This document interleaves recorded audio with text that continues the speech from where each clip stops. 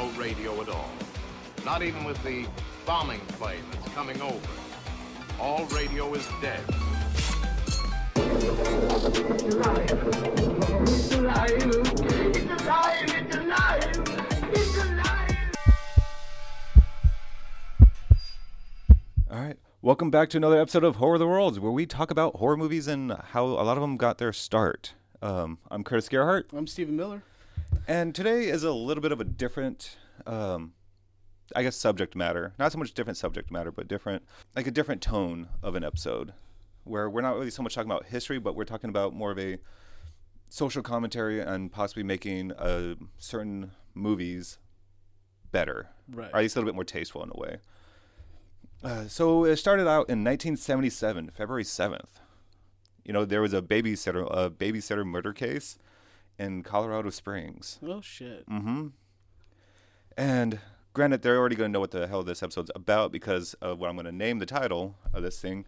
But there was a babysitter got murdered, but not the kids that was being babysitted. Yeah, so this murder case might have been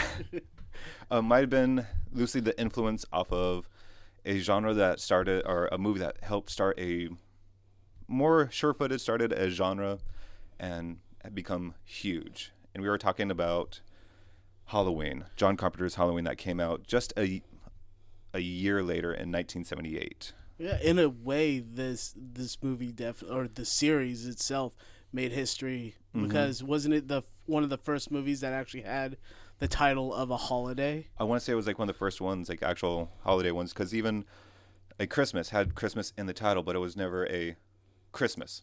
Like the movie was never. It was like right after this, you had like Mother's Day, April Fools, all kinds of shit like that kick off. Oh, Friday the 13th. Yeah, Friday. I mean, the 13th. that movie wasn't even a movie really until a holiday, it was just that movie made it a holiday. I want to say I don't really remember the history on Friday the 13th and why it's a bad omen. I think it's like medieval times. I remember hearing it. I just don't quite remember it. But you know, that was Halloween's original title was the babysitter murderers. So we are talking about Halloween and Halloween Kills and Halloween Ends. The new trilogy that just recently kind of came out that people either hate it, okay with it, or there's not many. I don't feel like there's that many people. You don't really get that many people that love any of these three. Like they'll love Halloween 2018, but they'll hate the other two. Right, and it's weird because I feel like so many people are quick to accept the third Halloween as a part of the series and stuff like that. And I'm like, it feels so removed in a way. But you know, I'm a fan of the genre, let alone the franchise altogether. I actually really like the third installment, the last three most recent installments. Well, that's kind of the crazy thing is, I almost kind of feel like people that hate Halloween Kills and Halloween Ends are the ones that kind of forget about what happened in the 80s and 90s with Halloween and how it became so muddled and like it was a cult and like I mean, or you have him falling down a mine. Like, why are they so angry about these new movies? Is it because they're new? Same people were mad about fucking Rob Zombie's installments, saying that they were just too gory, and I'm like, those are my Halloweens. I love them. I feel like he did some good with it, and he stopped at a decent point instead of trying to recreate. He stopped because of Weinstein's. Oh, did if he? You actually listen to some of his interviews and stuff, well, that sucks. He didn't want to do Halloween 2, and when he eventually went back to do Halloween 2, they didn't know that he did that other original Halloween. And I guess Harvey or Bob, I can't remember, Weinstein went up to him and was like, all right, I hate everything you're doing right now. Make it like this one, like the original Halloween, like just like that tone, that everything. And I was like, Bob, I did it. Like, I know, yes. Like, but I highly recommend trying to find out some of Rob Zombie's interviews or conversations that he's had with other people about the Halloweens that he made. I feel like he speaks very raw, like about his work and stuff like that when it comes to House of Thousand Corpses, Devil's Rejects, all that, as well as the Halloween That's series. the thing. As years have progressed, he's I think it comes out with everyone, like every actor, director, or writer, where as the years progress, everyone actually brings out the truth about no, this movie was a piece of shit, or it was just a horrible time making it, or this or that. Instead, when the movie first comes out, oh, it's amazing, it's the best movie ever. Right. Because you have to sell it. You can't undersell a movie that's just fresh and all that new. So I mean, under legal terms as well. But I don't know. I always say that Rob Zombie's Halloween is my Halloween because when I like that kind of like grittiness, but I kind of feel the same way with Jason Voorhees. Oh yeah. Because usually the first Friday the 13th movie you see that's your Jason. Same with Chucky's. I feel like that's how I feel about Bride of Chucky. That's my Chucky, really. I mean, I think when you kind of get into those franchises, you kind of get into who's your Laurie, who's your person, who's your director, who's your moment behind the mask. it was probably why everybody worships Kane Hodder, and in this case, Nick Castle. I mean, Nick Castle's the fucking shit, really. I mean, Awesome guy too. yeah. Now that we kind of talked a little briefly about Halloween, so this is my whole theory on what makes these movies a little bit better or a little bit more easier to swallow is, so you have the original Halloween movie, John Carpenter's we're talking about. It's undoubtedly could be a very perfect movie. You know, I mean, you could break it down on like, oh, why does Michael Myers know how to drive? Bullshit. You could try to poke the holes you want, but it is a movie that is incredibly solid. It still stands up. I don't think it's just because of all the other movies that came out after it. It's a good movie. Everything about it's iconic. I mean, when you see video games in its name being remade and stuff like that, they have to take things like the way certain scenes were shot and stuff like that, because that's what made Halloween a vibe in there. And I particularly like the backseat of the sheriff's car shots and stuff like that. It gave the feel red herring kind of feeling, like you don't know who the fuck Michael Myers is or who he's hiding as right now, but really he's just lurking in the shadows the whole fucking time. And this was kind of like the start of a lot of at least people here in America, of a good red herring when it comes to horror genre. Like, you don't really quite know who it is. I mean, you had like Norman Bates with Psycho, like kind of like, oh, it's a mom's dead, spoiler. But no, I agree with that, like, because you don't really know. Then later on they push a different agenda on Laurie Strode being Michael Myers' sister and all this stuff, which I will talk about as we progress. But yeah, no, John Carpenter's Halloween is just, the music is iconic. You could just hear like a couple of the notes, you know it's Halloween. Or like some of the scenes are just so iconic of Michael Myers just laying down, then sitting up and turning the head. Yeah. You know, standing behind the bushes, behind the sheets. Like, it is just so simplistic because, you know, and it's so iconic because of how simplistic it is at times. With the first movie being named after a holiday, that's when everyone started doing all those things, because Halloween 2018 and John Carpenter's Halloween, it started, I guess, big movie companies realize you can make shit movies or low budget, no money movies and make a huge ass profit. Oh yeah. Because that's, I feel like that's what makes horror movies is it feels like, at a certain point at least, almost anybody with some kind of artistic talent and a good storyline can go at it for a horror movie. And these Halloween movies, I feel like that they were actually really well put together. It's one of those things that people have struggled to recreate ever since. So in a way, I mean, at this point, John Carpenter already put out several fucking bangers, right? Yeah. So, I mean, he's also one of the directors where at the time he didn't put out any bangers.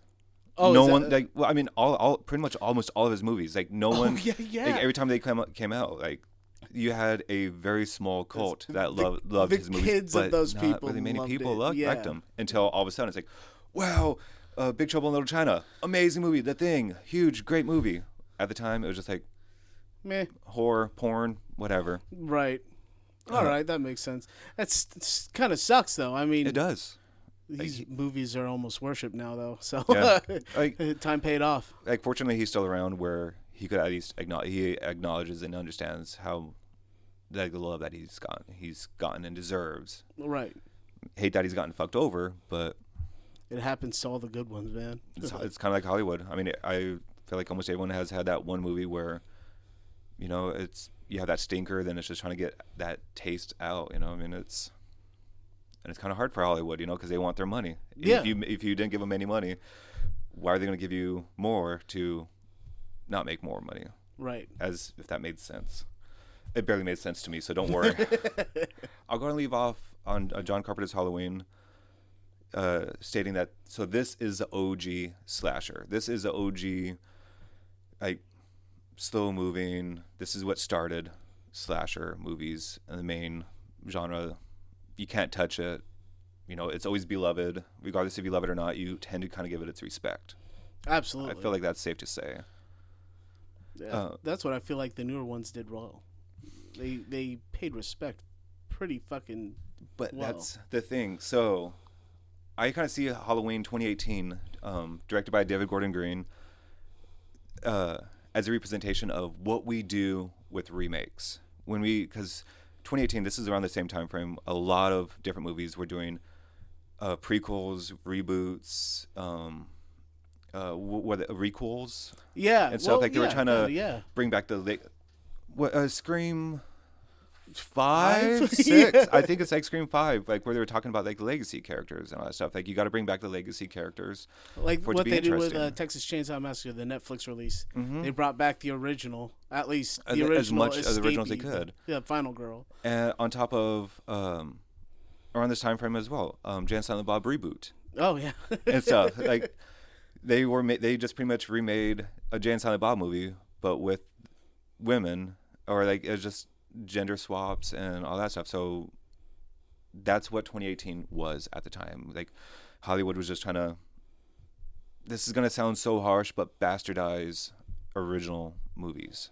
Yeah, Because they couldn't come up with anything new. That's what sucks about it, because I hear a lot of complaints from like female actresses and stuff like that. Like, how about the first female and not the female remade version of ... Yeah. Right? Like, Oh yeah, what Jenna? You just said what? Jenna Ortega. Jenna Ortega said Yes. that. Yeah. Sorry about that. Like, Yeah, she's one of those ones. I feel like she's doing great with what she's doing and stuff. But yeah, I'd like to see her take on and make new roles in Yeah. new movies, things that will be remade in the future. one thing that we haven't really gotten was a good female lead murderer. Yeah, I mean, I feel like the closest Tiffany? you got is Maxine. Yo, Tiffany. Not with Maxine, because like she's a different character in each one of her movies. It's true. Tiffany is It's like kinda an evil villain. Yeah, but a Chucky kind of Yeah. knockoff almost, but made in a great duo. I mean, I loved all of it. I would love an American Mary. Yeah, Like oh have God, something like that. American Like was have someone so like her. fucking good. Like kind of actually bring like a character to it. Because I mean, when you have now is Art, the clown that's going around right now of being the new horror icon. Yeah. Still a male. We need a female on that horror Mount Rushmore. Absolutely. But I don't know when we're gonna get it, because I don't. It's up to them, I guess. I mean, you have things that come close. Ginger Snaps. Yeah. What was the other one? It's also a horror movie. Curse. They strong female roles, but Oh yes. but it all feels like when you watch these movies, it's hard not to root back to American Werewolf in London. Oh, like I mean, you have Midsummer. You have a lot of like A24 Yeah. films. So I mean, there's not a lack of strong female leads, but there's no. At least off the top of my head, I can't think of any iconic Original female icons. franchise villains.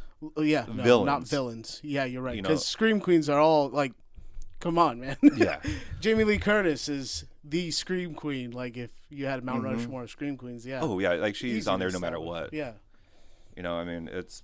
But all right, so like Halloween, like it was just so. Like in your face of what it is, what it isn't, and I think that's what it's David Gordon Green's intention possibly was. I don't know about like this movie so much, because the very beginning of the movie starts off with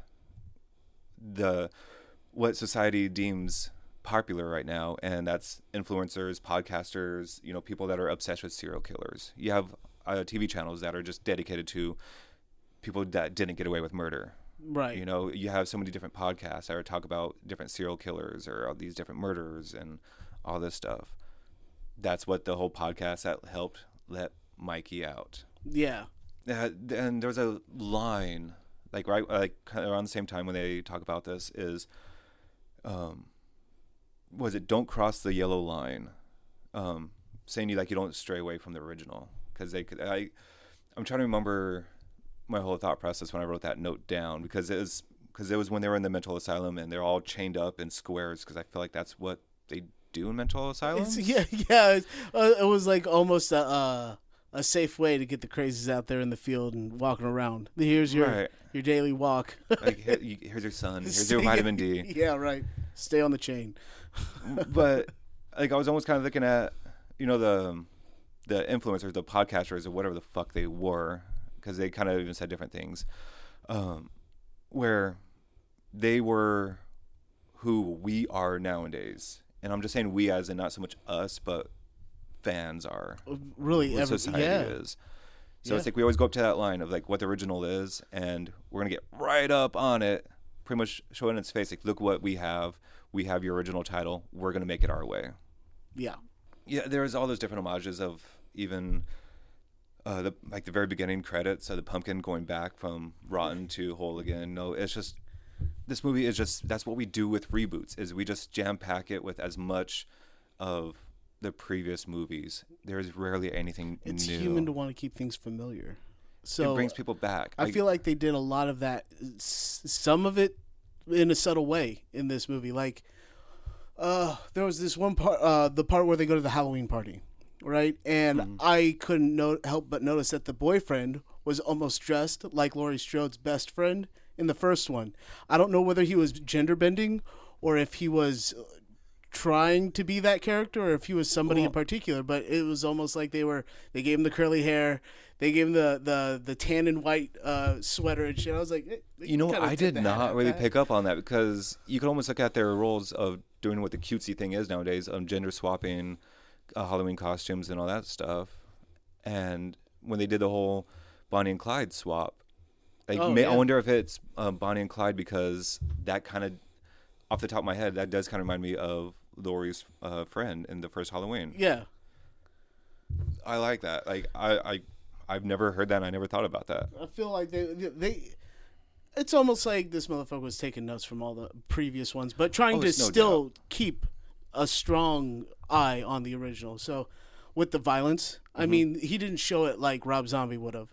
But the aftermath was still very fucking dominant with its presentation. This is, I want to say, almost probably one of the most, taking Rob Zombie's Halloweens out of it, this is probably the most violent, brutally violent Michael Myers that we've seen. Oh, yeah. Out of all the sequels, some of them happen off-scene, or he's just the brunt of jokes, or he just... Some of it was just so fucking awesome, though. Yes. My favorite one was the cop scene, where the dad goes out there to check on the officer in the car, and it ends up that Michael Myers had carved his face into a jack-o'-lantern and shoved a light up in there to make the cop's head a jack-o'-lantern. I was all that work. Yeah, right. He did it so quick. So obsessed. The amount of time that he had to go into, break the bottom of the skull, scoop out the brain, so everything do all kinds of weird shit. I was bro, I think you have an issue. Yes, you're already killing people, and you're already mental, but to go that far. Yeah. I want to dislike this movie because it's not enjoyable for me. None of these three movies are really enjoyable for me to go back and rewatch. Not that they're bad movies. I just don't get that sense of satisfaction. I get what you're saying. I disagree with you on this one in particular, though. The rest of the series, I can see what you're talking about. I feel like this one, they tried these last three overall. They almost tried to make it more realistic and give a little bit more of a human-like outlook to how Michael Myers would act in these situations. I'm gonna say this, assuming you guys have all seen these Halloween movies, Halloween Ends and Kills, or Kills and Ends. I think after watching and knowing what those movies come from, or where they go with Michael Myers, with him being, spoiler, I guess I should kind of say that as well, with him being supernatural. Yeah. And stuff, how he feeds off of anger and that fear to make him bigger and stronger. This is all Jamie Lee Curtis's, Laurie Strode's fault. If she would have left Haddonfield and not given a fuck about him, she'd have been harder to find, huh? Wouldn't be, I don't think any of this would have happened. Because those podcasters wouldn't have showed up to try to talk to her if they were there. which they probably wouldn't have gave him his mask or any of that stuff. Like, because she helped incite that fear. She was that catalyst. She was that spark that made everyone in that town fearful again, which gave them that power to make them stronger. She lived in that fear. The way she modified her home and everything like that. Like, she kept him alive. Yeah. And it's because of Laurie Strode is why all those people died. She's a true murderer. Fucking Laurie Strode. But that's another thing. One of these movies, like how we do reboots, is they do it with all the other movies, even some of the Star Wars movies, because they jam pack it with Easter eggs and all this. Like, but they always go back to like talking about the original. Like, we didn't forget about the original, but that was a myth. That didn't really happen that way. Like, it's just made up. Like, it's just fabricated. Which, I mean, in a way, it can be. Like, a lot of our love for originals or the older movies are fabricated. They're not that great of movies. They really aren't. But they hold a place in our heart where we just fucking love them. Yeah. So you could kind of look at Judy Greer's part, like the mom daughter. Yeah, the like daughter the middle yeah. child, the middle of the generations. There, you can almost look at her as what this movie is represents, as it being a reboot, as a sequel, like the whole meaning behind it. What I'm almost trying to get across, because you have Laurie Strode still there. She's the original character. She is an original slasher. The ones that you can't touch, you can't move around. Right. And they're the ones that taught us how to make awesome killer movies, or attempt to make awesome movies. But we don't like that brought up that way, and we try to stray away and do our own thing and be our own angry little whatever you want to be, which that was what Judy Greer was. Like, she got away from their original horror movie, try to break the to cycle. do her own thing, break up the cycle, which her daughter even did, where she was a little bit more lit, a little bit more that gender swapping with the Halloween roles and stuff like that. She was, so Judy Greer's part was more of a, what we see ourselves as sequels, on how we make sequels. And the daughter, Allison, is the one that, how we see our enlightened, I can't remember I know what you're talking like about. almost the A24, or the A24 has even gotten off its fucking soapbox a little bit too, but like the more woke sense of movies. She tried to. It felt like her character was trying to break away from the Scream Queen and try to be more like the good for her. Mm-hmm. I'm gonna kill this motherfucker kind of thing. It felt like she took down notes from both mom and grandma. Yeah, and it was like, yeah, I mean, grandma might be a little crazy, but let's definitely learn how to fight. We're gonna make things bigger and better. Yeah, but in our own way. Right. That's also another great thing about some of these remakes, is they seem more believable. So I don't know if Halloween, when that came out, or Texas Chainsaw Massacre when that came out, like those kind of movies, if those movies felt believable for that time frame. I could possibly more if you're in those rural see some areas. Of those older ones, because not just the way that they were handled, but the way that they had to be made. It's almost like you couldn't help but make things believable. There are certain things where they went absolutely all out with the characters, with the prosthetics and all that stuff. Yeah. But with these kinds of movies, it was all, the prosthetics were like severed limbs and shit like that. You know what I mean? So they definitely tried to make it like your neighbor could be one of these motherfuckers.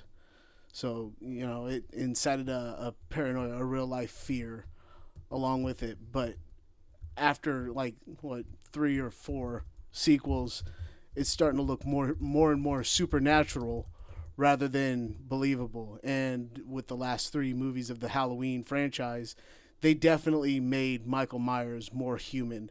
He was not as quick to get back up. He started showing his age. He started the fact that he was in a fire. He was breathing heavily. By the 3rd movie, you could hear him raspy as a motherfucker, even when he tried to pick up. I mean, don't get me wrong, he still had superhuman strength, but he was wheezing the whole fucking time. Yes, I know. I think that was one of the things that was kind of, he did feel more human-like, but that's the thing. I think the only thing that damaged Michael Myers was Laurie Strode. Oh yeah. Again, her being the catalyst for everything. It's her fault. Yep. It could only hurt if she does it. Yeah. And it definitely showed. Well, shit, they even made Michael Myers more American in this Halloween movie. Yeah. Yeah. Also. Off of one scene, which it kind of, I want to say lasted all the other movies as well, is they gave Michael Myers a fucking gun. Oh yeah. When she shot okay, off his fingers, yeah. what was left? Like that whole Yeah. pistol. So like they gave him a fucking. So it's like, all right, Halloween 2018, American, where we give our serial killers guns. Doesn't matter. You don't have one, we'll make you one. Yeah, right. I know when I kind of saw that, I'm like, oh god damn it. Like I almost kind of wish it wasn't, but I mean, it's once I kind of saw that, I was like, I can't unsee the whole finger gun thing. Yeah, definitely.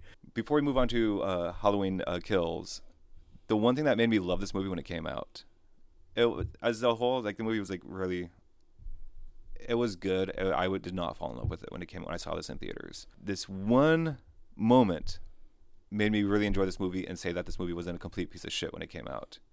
And it was a little black kid. I'm going to butcher his name, but Jabril Nantambu. But where when he sees Michael Myers, says "oh shit" and runs the fuck out of the house. Like, no. He was the most believable character out of all this. Like, oh shit, I'm sticking gone. around for this shit. Yes. I'm gonna scream. I'm alert everyone. Yes, and that's what made it. Like, I was like, all right, I audibly laughed out loud at that moment. Like, it was just fucking perfection. Such a stupid way.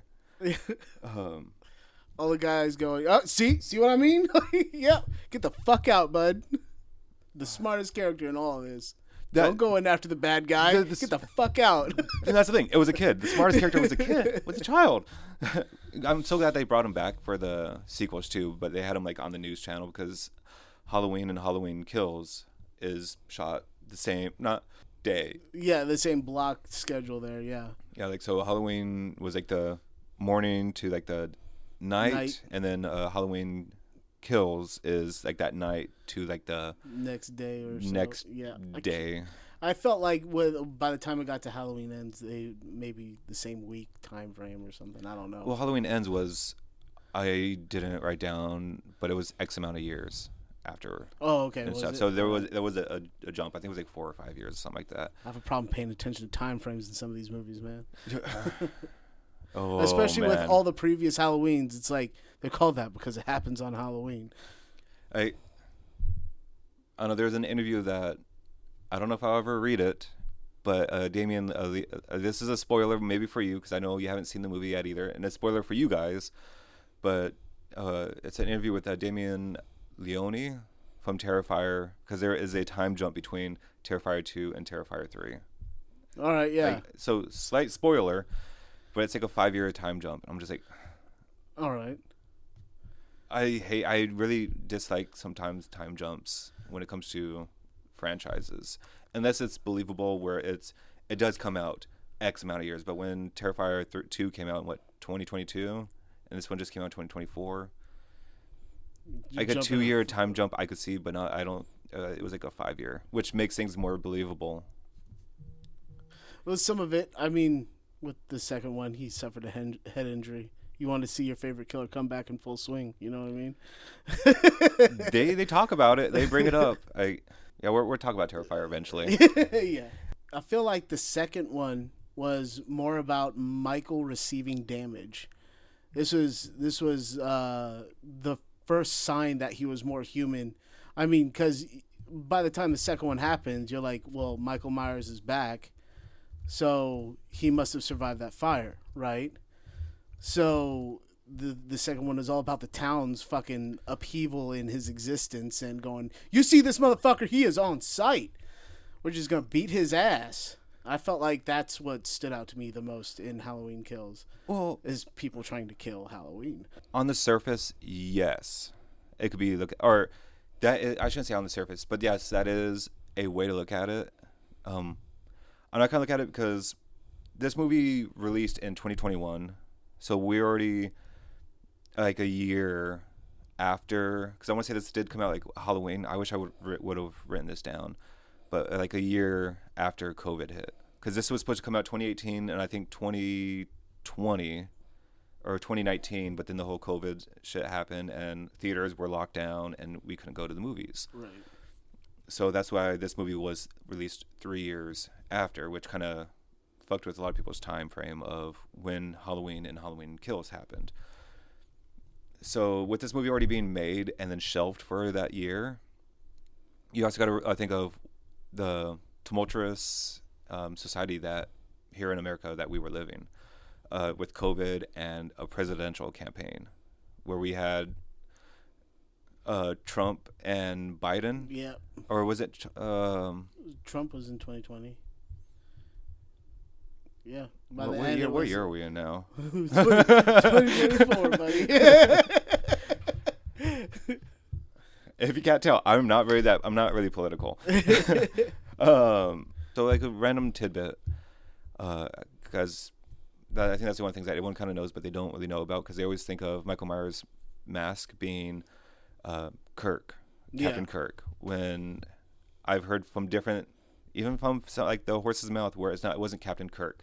So it is a William Shatner mask, but it's from The Devil's Reign, if I'm not mistaken. So it was a Halloween mask of that movie, not so much Captain Just like Kirk. he was more known as James Tiberius Kirk than he was any other role. Which, I mean, makes sense. I mean, a lot of people are always going to be known for a certain character sometimes. It's just weird how that is, because the one thing everybody makes fun of him for is his little character in, what was it, The Twilight Zone. There's something on the wing. That's the one thing that almost everyone knows, but they've never seen it as well. That's just gotten out in the zeitgeist or out in the ether. It's just, we know it without ever seeing it. Right. And Futurama's made fun of it. Again, Absolutely, I'll bring up Futurama every chance I get. They're ruthless. They're almost relevant in everything. Anything sci-fi, it's going to be in there. Yeah. Any small sci-fi reference, which is just amazing. I'll bring back and touch upon like how you were kind of talking about like how Halloween Kills is more of a it could be looked at as a representation of trying to kill Halloween. But like I kind of wanted to talk about this a little bit. Like I kind of see Halloween Kills as a whole as a way of how we make sequels and stuff. Like, so it's Halloween was how we reboot and make a sequel. This is how we make sequels to movies now. Right. So like each one of these Halloween Ends and Kills, I feel like are movie representations on where we're at in Hollywood. Right. And I'm using Hollywood as a vague term as movies, because I think we all know Hollywood as movies. Right. You know, it's because we don't say WB or Universal. It's just Hollywood, you know, peanut butter and all that stuff. So in this movie, the one thing that I felt like a lot of people ended up hating was that blind anger, that blind rage. Halloween dies tonight, or was it Halloween ends tonight? Yeah, dies tonight. So I feel like that was that direct representation of how we were as a society. I think that that's what makes it aggravating. I agree. I feel like it's also sadly accurate, because person, good. People, terrifying. People as a group, are horrible. Like a single mentality individual is fucking real, bro. Yeah. And that's how everything was, because with Trump, you have Biden during this whole time frame. This was an epidemic that no one knew what to do. No. America did it horribly. I don't care if you believe in COVID-19 as a real thing or not. You know, it's just. But all of you bought up toilet paper instead of water. Facts. I worked at Costco. Facts. Like, I don't know how many times people came up. You guys have toilet paper today? No. And turn around and walk. I was like, it's fucking Costco. I'm pretty sure you can buy other shit. The bays went up in sales since then. They're a big thing in America.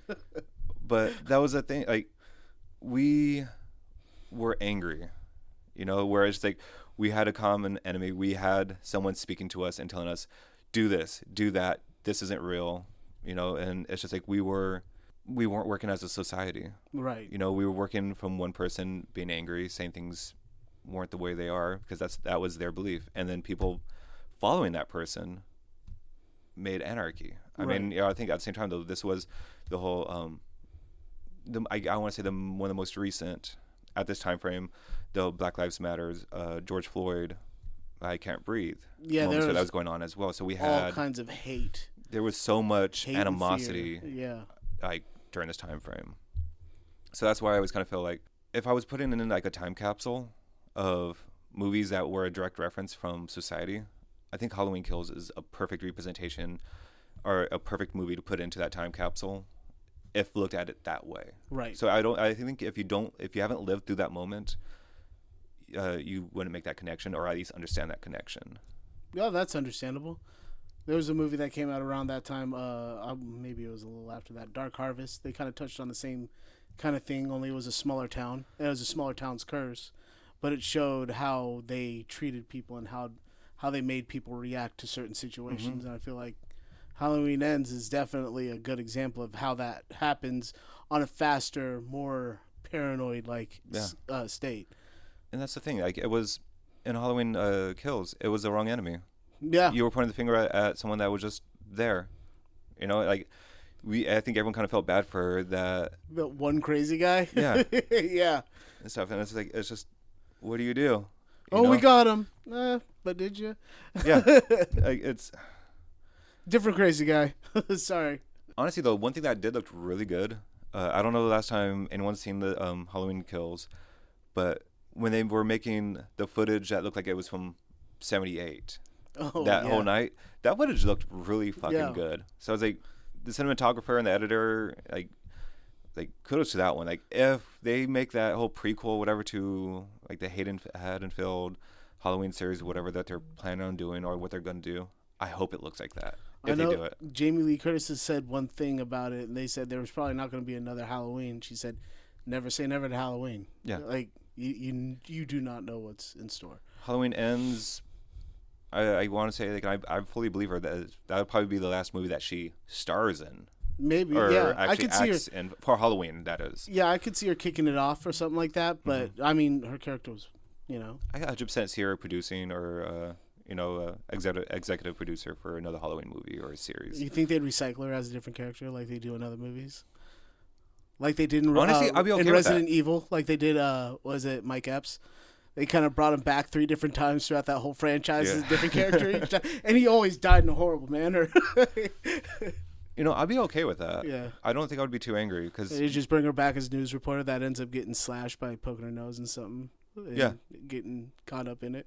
Or like the warden that was keeping an eye after Michael Myers when he's like in a mental asylum or something like that. No connection at all. Yeah. But nope. it's a random kill. Nurse Ratchet, Yeah, something right. like it's. I would be okay with that. Yeah. But I mean, other people are like, "Oh, you can't give her that small role like that and whatever." It's like, dude, that's like let her. I feel like a lot of actors enjoy some of that stuff when it's like more like the nostalgia of the whole situation. Oh, I'm pretty sure she'll love it too. Yeah, like a day's worth of work, just kind of like being on that set and just like getting in, getting out, just kind of like I'm not Laurie anymore. Yeah, I was stalked by him for 30 years. Get over it. Not even 30 years. 40 years. I think it's like 45 years now. Yeah. Like, with this being the second Halloween, that they're mimicking the first sequel to John Carpenter's Halloween, where Mikey cries blood, the pumpkin cries blood in the very beginning of the whole intro thing. So I mean, there's always references. Like, you can't get away from fucking references. Again, this movie is so fear fueled, and you learn that at the end of the movie that Mikey is fueled by fear, by that anger, which that gives our enemies that strength. It's a bit of a Freddy Krueger in a way. Mm-hmm. Another representation, I think, on society at the time. So I mean, to me, there's not that much to kind of say about this movie, almost as a whole. Like, I mean, there are parts that are good. There are some that are. It felt like it was more of a setup for the third. I mean, I enjoyed it, but once again, this one didn't stand out to me. The one that stood out the most was the first one and the third one, but only because I didn't see what was happening in the third one coming. Yeah. I didn't think they'd go that route ever. Yeah. So, I mean, like, this one was a filler episode in a way. Yeah. Like, not in a bad way. Like, it just kind of almost really unneeded. Right. I think it was almost like a 2-hour runtime. Not exactly a much needed 2-hour runtime, which is a problem nowadays as well. Like, if it's not 2 hours, it's not going to the theaters. Right. Like, and yet everybody's like attention span is on a 30-second video on TikTok and Instagram. Like, to me, that makes a movie like automatically drop stars. Like, if it's a 2-hour movie and it feels like it could have been done like an hour 20, an hour 30, something like that, where you're just doing some filler or just for some more, just trying to get more of a feel out of it. Like, no, if you can't get a movie down and with filling that much filler, you're not. Someone's not doing it right. You're spending money. You're spending unnecessary money. This is a lot of music like that too. Like you said, what you need to say in the first minute and 20. You got 3 minutes total. You don't need a Metallica-like intro of 5 minutes before you get to the actual song. Unless it's done that classic way, because I mean, you go back to like Black Sabbath or Led Zeppelin, where like Led Zeppelin's like Rush has a 20-minute fucking song, bro. Yeah. So I mean, it's like you have these like where if you take out all the lyrics, like that's only like you're taking out like 2 minutes of the whole like 13-minute song. Yeah, We're but okay then with there's some. But that's a vibe in the you're not listening to it for 2 hours though. You're listening to that album for 2 hours. Yeah. Or 50 minutes or whatever be the case, but you're not listening. Things don't need to be 2 fucking hours. No. Movies don't need to be 3 fucking hours either. Unless they're talking about 800 different fucking movies in one, like In Search of Darkness. Yes. There's so much you need to cover. Like, yeah, I'm moving past Halloween Kills because I personally feel like not many people care about Halloween Kills. I feel like that's the one that people started like jumping ship. Like, all right, I'm gonna watch Halloween Ends because I'm a Halloween fan. I'm sticking to it till the end, right? Yeah. I feel like Ends is where you had a lot of the strong emotion towards the 3, and the way you saw the 3rd installment is the way you felt about the whole trilogy. And I enjoyed it, but the way that it ends and the way things happen, I can see why people were a little upset about it. But I feel like all good things have to come to an end. Yeah, I mean, no one's going to ever be happy. No. Especially if you're making a sequel or a reboot or any of that stuff, especially off of a beloved franchise like this. Yeah, remember the movies that you love are the ones that were hated when they first created. Yeah. Like people are going to love these movies. People are starting to love Rob Zombie's movies. Right. Yeah. Like all of his movies. And it's like so many of them were hated. Yeah. A lot of people are sitting there not even giving a shit about the first 4 Screams, but watching the most recent ones and going, oh, this is amazing. It's like, yeah, I mean, there was a group that did it first, and they point out all the tropes, and that's what makes it such a good fucking franchise is you're making fun of the tropes. Yeah, it was real, and you were like, all right, so they know the rules. How are they going to follow the rules and still do the job? How are they going to defy them? And surprise us. I feel like that's what the 3rd one did for me, is it defied a lot of the logic that a lot of the Halloween fans would have. A lot of the people that were, Team Michael all the way were probably unpleasantly surprised, if surprised at all. So, with that kind of being said, I could go into that is almost how Halloween ends. How I feel like Halloween ends is the commentary. So first off, the movie starts off with John Carpenter's original title. What was Halloween supposed to be called again? The Babysitter Murders? Yep. What happens at the very beginning? The babysitter becomes a murderer. Right. So I mean, it doesn't happen in a roundabout way, but in the same thing, the babysitter becomes a murderer. Right. So I think, all right, maybe that was an homage there. Maybe I'm looking into it, but at the same time, I feel like it's there, and I haven't heard anyone else say it. So I said it first. Proof. Camera. YouTube. Fucking iHeart. Spotify. I said it. Timestamp. I'm probably not the first one to say this, or any of this. If anyone has watched this and has read or listened to another commentary or podcast that has talked about the subject, please let me know because I will love to call them out. So and so said it first. Oh, I'm 100% okay with that because I want to know what they said and what I missed or I want to compare my notes with them. I want to learn more. That's this whole point of this is what learning. This is. Yep. We want to learn shit. As simple as it is as a commentary or my perception of this movie, and it's going to be confusing. I'll just leave it at that because it's going to be confusing for everyone, including myself. You could look at Allison in this movie as the modern day horror fan craze, what at the time of the 2022, what Halloween fans were. All right, set that aside. Allison is current gen, horror fan. Laurie and Michael are the traditional old school horror genre. That is that movie, the basis of The Torch. Yes. Corey, that everyone kind of hates in this movie because he was completely worthless. He wasn't he was not needed in this. Supposedly they made a book about Halloween Ends, and I want to say he had a bigger part in all this, but he's more so that you could look at the current trend. And I'm talking about the current trend from the 2010s to now of the horror trend. the more like he was that more elevated. He was that traumatic character. He was that traumatic villain. Like you felt bad. You felt like sympathetic for him. Like he was the outcast. bullied. Yes. So I'm not saying that there weren't bullies like as villains before, but he was. If you watch a lot of horror movies from 2010 to like now, a lot of killers are played to be sympathetic in a way. Like you want to like them. Rob Zombie was like one of the first ones that did it, and everyone fucking hated Zombie for making Michael Myers have a backstory. No, I felt like it even with it being as extreme as it was still making him a relatable character almost.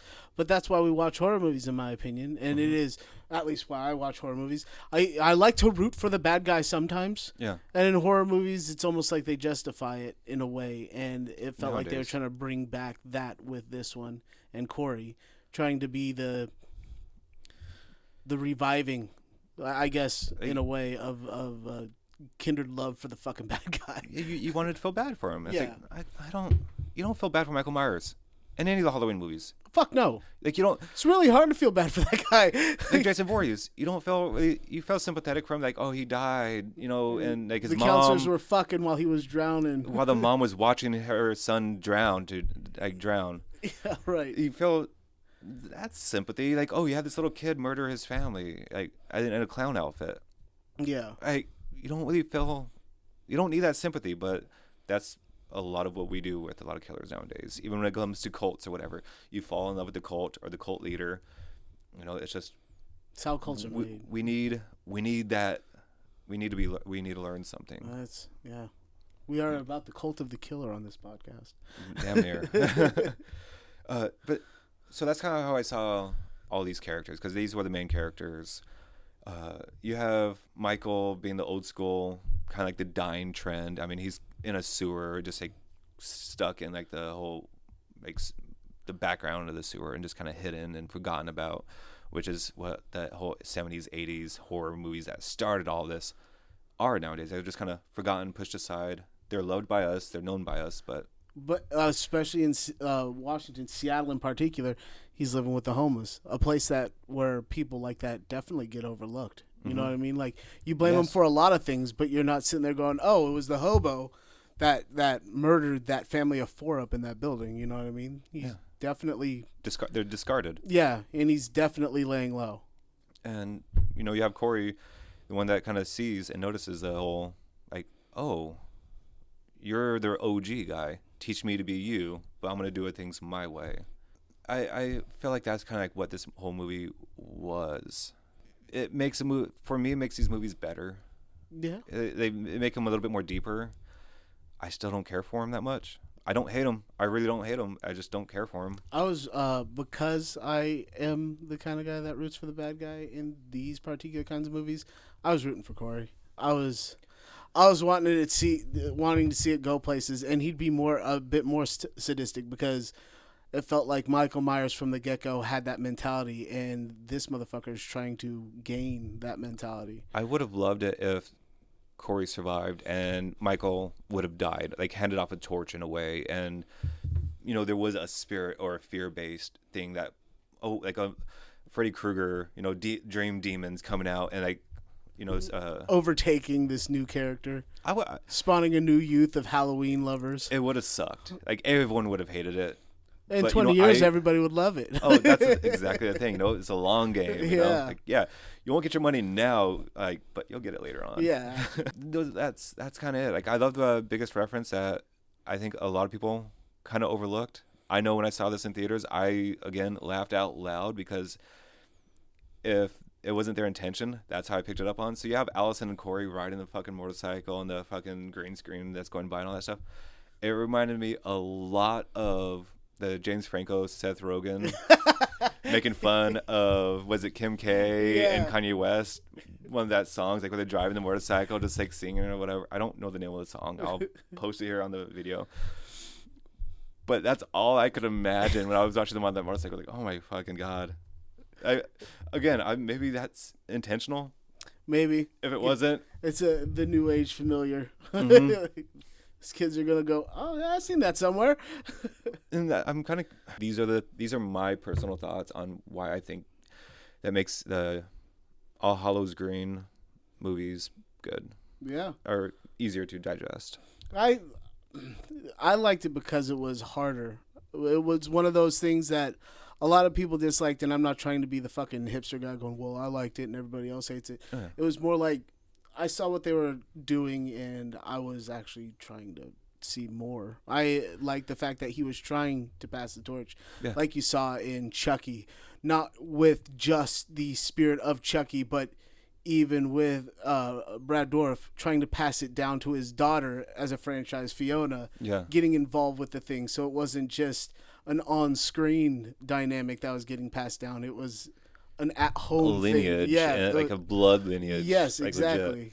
We do a whole lot better since we became a lot more better at CG and a lot of physical effects. Is these movies were a lot more brutal too. Yeah, Like I love the gore on this one. Like on these movies, the effects looked a whole lot better. they still kept that fall vibe going throughout all of them. You had the rainy thing going on, which made it feel familiar to us over here in the Northwest, and the falling leaves, all that stuff. I mean, Yeah. they just made a little bit more humanistic characters going on here. Michael Myers was no longer the guy that could just run at you and terrify you. He was a slow lingering. This motherfucker had been in a house fire. He'd gotten his ass beaten by a billion people with bats. Yeah. He had killed gotten every single stabbed one in of the them. fucking eye by a coat hanger like 40 fucking years ago. This guy had a bad back, shitty eyesight, and his lungs were not keeping up with the cardio that was needed for the It's- job. As we all age, that's pretty much what we are as well. Yep, My but- breathing's horrible. My eyesight's getting worse. My God back's forbid bad. you're in arm's reach, because he was still a terrifying force to be reckoned with.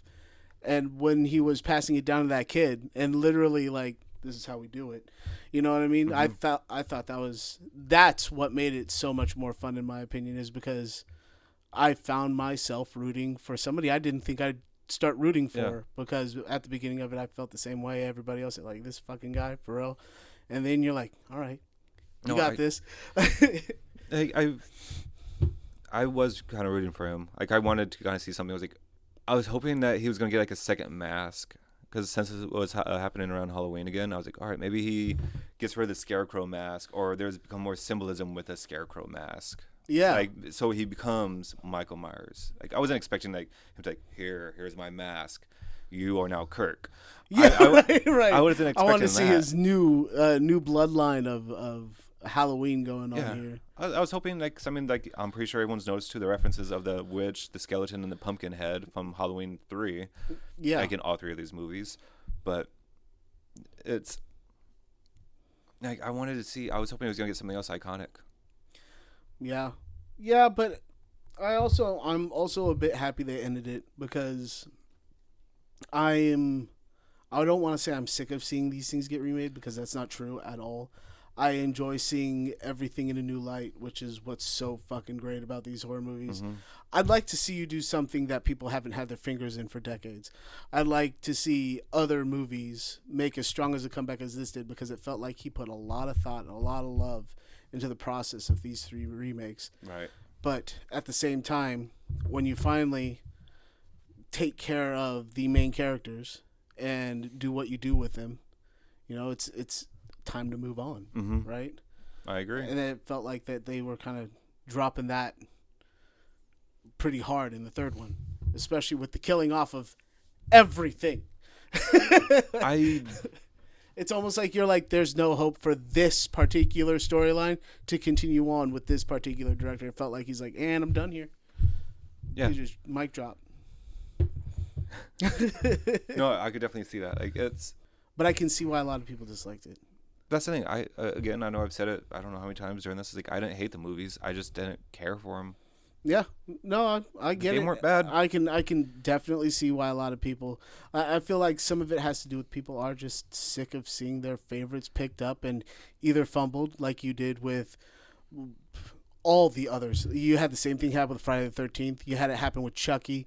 Even though I thought it was funny, it had nothing to do with the original. And it lost its brutalness. Yeah, it lost a lot going on there. And then you had the same thing happen with Nightmare on Elm Street. Oh, yeah, where it became more of an MTV. Oh, you're talking about the remake. The remake. The one that only got one remake. You know what I mean? I feel like this one definitely did what all of those didn't do, and that was keep you interested for at least 3 full fucking movies. Yeah. You know, it made enough money to keep getting sequel after sequel. Yeah. I'd like to see more, I guess. Like, I'm never tired of seeing, depending on who's playing Freddy, I'd never get sick of seeing those characters getting picked up, you know what I mean? It all has to do with who you give the machete or the glove. I think that's like one of the things is, like, I understand the business aspect of things, like where they have to have that same character or the same villain in a way, the same hero, so they can bring the money back and bring back the characters. But when it comes to someone like Freddy Krueger, I don't feel like you need Freddy himself. You can make someone that's within that universe, you know, because he was later on in the series, like, he was possessed by demons. Yeah. You know, I mean, you could have someone else that was actually, I don't know if I'll talk about this subject whenever we talk about Terrifier. I might bring it up, but stay tuned and wait for us to talk about Terrifier, and I might bring up my Freddy Krueger Terrifier thought. Stay tuned if I remember. Yeah. So on that note, feel free to subscribe, like us, share us, tell your friends, all that Cool stuff. shit. Share us on socials. Yeah. I guess we'll keep it simple, you know, because I don't know where there's a fucking place to crush a car around here, because I would really love to throw fucking Bridget in it. Goddamn Bridget. All right, peace out.